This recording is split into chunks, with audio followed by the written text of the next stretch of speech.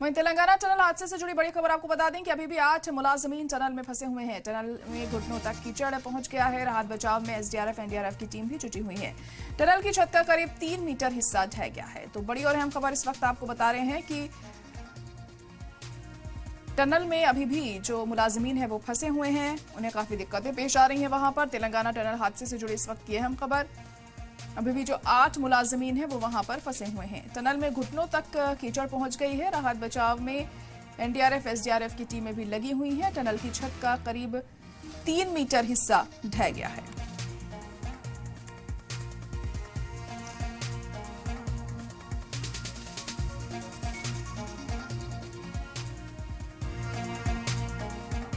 तो तस्वीरें भी आप देख सकते हैं। 8 मुलाजमीन अभी भी टनल के अंदर फंसे हुए हैं और उन्हें बाहर निकालने की जो कवायद है वो जारी है। तस्वीरें आप देख सकते हैं। खासी दिक्कतें उन्हें पेश आ रही हैं और जो कीचड़ है वो उनके घुटनों तक पहुंच गया है। करीब 3 मीटर हिस्सा ढह गया है टनल का। ऐसे में जल्दी अगर इन मुलाजमीन को बाहर नहीं निकाला गया तो इनकी जान पर भी बन सकती है। अब देखना होगा कि कब तक इन्हें जल्दी बाहर निकाला जाता है, क्योंकि अभी भी 8 मुलाजमीन टनल में फंसे हुए हैं।